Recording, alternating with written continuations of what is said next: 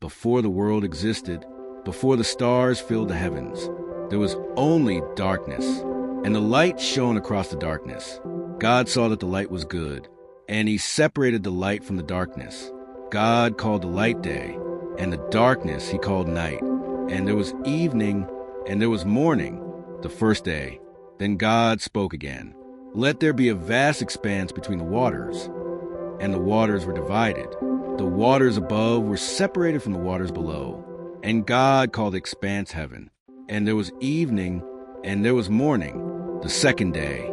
Then God said, let the waters under the heavens gather into one place, and let dry ground appear. And it was so. The waters gathered together, and the dry land appeared. God called the dry ground earth, and the gathered waters he called seas. And God saw that it was good. Then the earth brought forth life. Grass began to grow. Plants bearing seeds appeared. Trees rose from the ground, bearing fruit according to their kind. And God saw that it was good.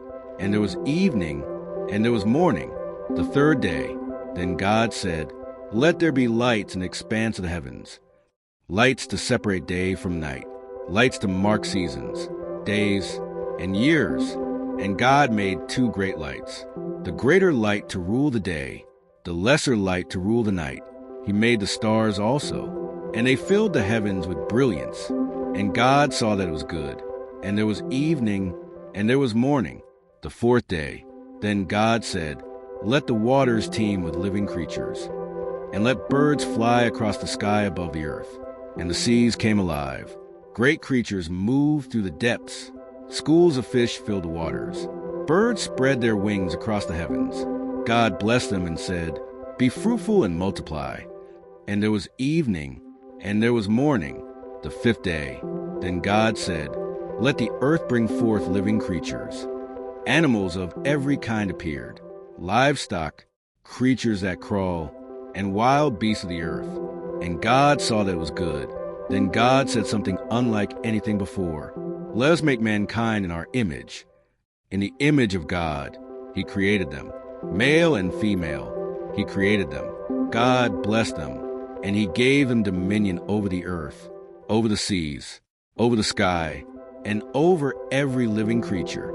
And God saw everything that he had made, and behold, it was very good. And there was evening, and there was morning, the sixth day. Thus the heavens and the earth were finished, and all their vast array. By the seventh day, God had completed his work, and he rested from all that he had done. And God blessed the seventh day, and made it holy.